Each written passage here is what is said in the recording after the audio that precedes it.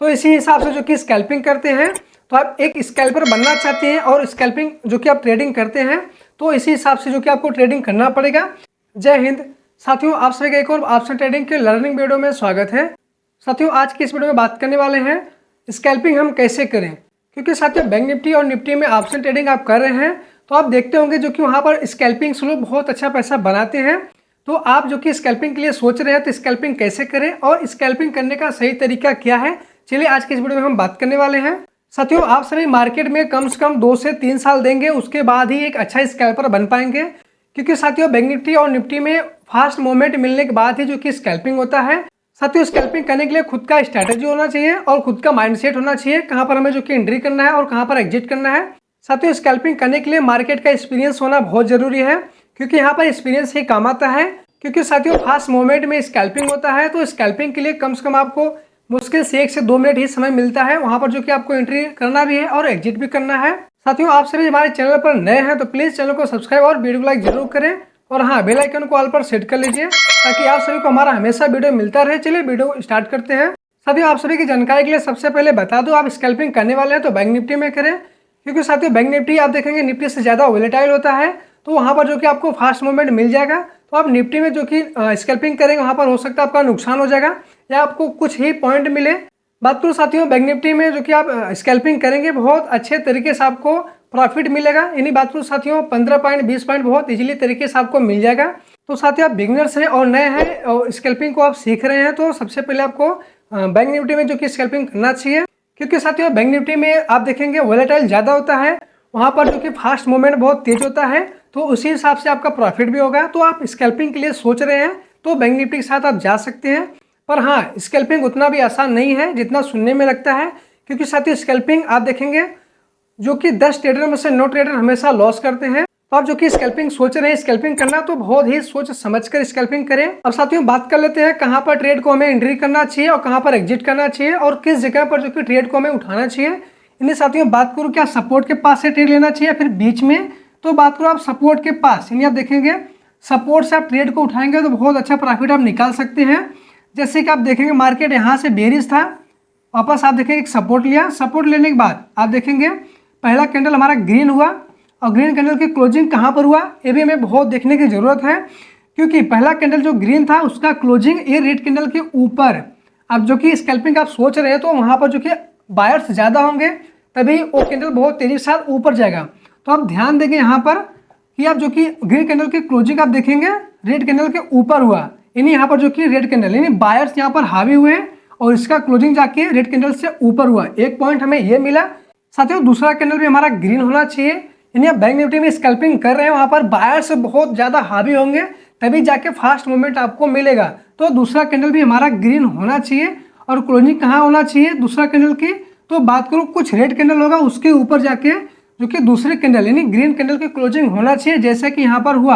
आप देखेंगे green candle की क्लोजिंग कुछ सेलर्स थे उसके ऊपर, यानी आप देखेंगे ये भी रेड कैंडल था ये भी रेड कैंडल, इसके ऊपर जाके क्लोजिंग हुआ, यानी यहाँ पर बायर्स अच्छे तरीके से हावी हो चुके हैं।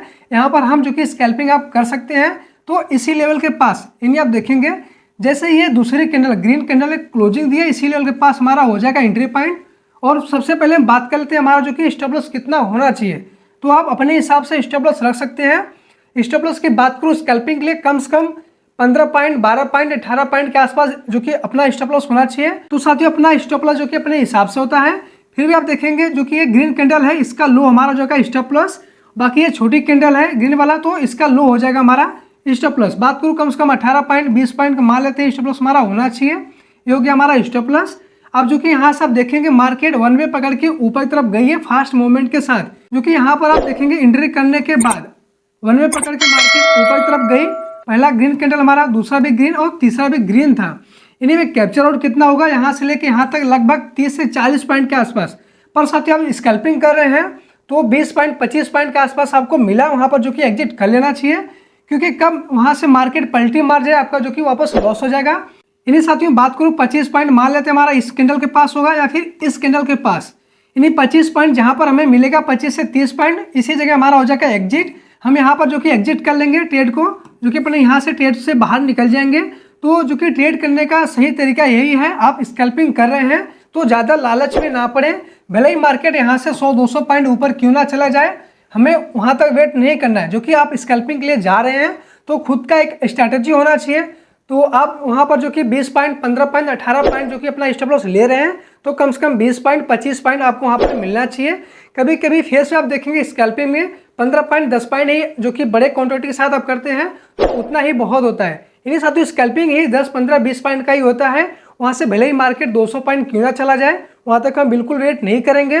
20 पॉइंट के आसपास, 25 पॉइंट के आसपास हम जो कि अपने ट्रेड को वहाँ पर एग्जिट कर लेंगे। इसी तरीके से हम स्कैल्पिंग को आगे बढ़ाते हैं। साथियों जो दूसरा तरीका हमारा है वो थोड़ा सा खतरनाक है, इसीलिए अब जो कि आप स्कैल्पिंग कर रहे हैं तो जैसा कि हमने बात किया बहुत ईमानदारी से करें, क्योंकि साथियों स्कैल्पिंग ही खतरनाक होता है। चलिए अब दूसरा जो कि स्ट्रैटेजी हम देख लेते हैं।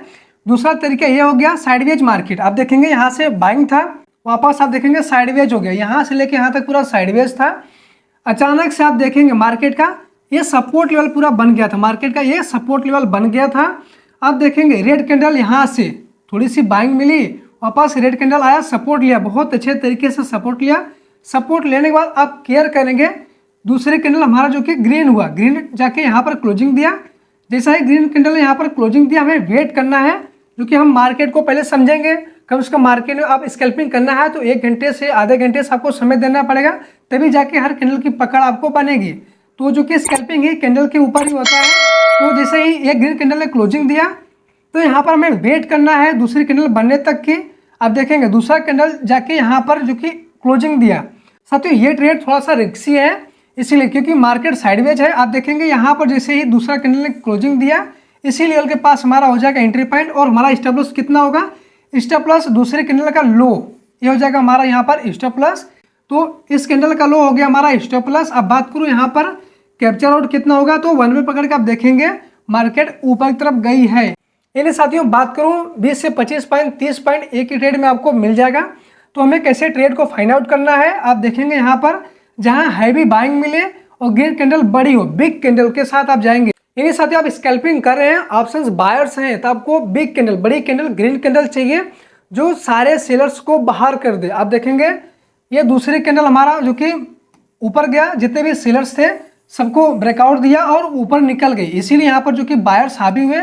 और इस कैंडल को आप देखेंगे तेजी के साथ जो कि मार्केट को ऊपर लेके गए, बहुत इजीली तरीके से आपको 18 से 20 पॉइंट, 30 पॉइंट, 40 पॉइंट यहाँ पर जो कि निकला होगा, जो कि 1 वे पकड़ के मार्केट ऊपर की तरफ गई। साइडवेज मार्केट में थोड़ा सा रिस्की हो जाता है, वहीं पर सपोर्ट लेने के बाद जो कि मार्केट जाता है ऊपर तो एक थोड़ा सा आसानी होता है, क्योंकि यहाँ से वापस बाइंग जाएगा मार्केट तो यहाँ तक तो जाएगा ही जाएगा।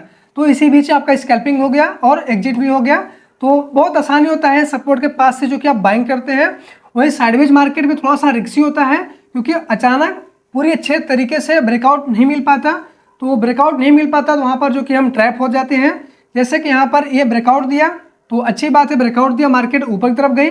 ब्रेकआउट क्यों सक्सेस हुआ, क्योंकि आप देखेंगे इस लेवल के ऊपर जाके क्लोजिंग दिया, यानी बायर्स यहाँ पर हावी थे, इसीलिए एक कैंडल जो कि सक्सेसफुल रहा और ये ब्रेकआउट सक्सेसफुल रहा। यहाँ पर जो कि ट्रेड हुआ, बहुत अच्छे तरीके से पैसा बना, लगभग 40 से 50 पॉइंट के आसपास। तो आई होप साथियों आज का वीडियो अच्छा लगा होगा, तो प्लीज़ चैनल को सब्सक्राइब और वीडियो को लाइक जरूर करें, और हाँ बेल आइकन को ऑल पर सेट कर लीजिए ताकि आप सभी को हमारा वीडियो हमेशा मिलता रहे। चलिए मिलते हैं किसी नेक्स्ट धमाकेदार वीडियो, तब तक के लिए जय हिंद, बाय बाय।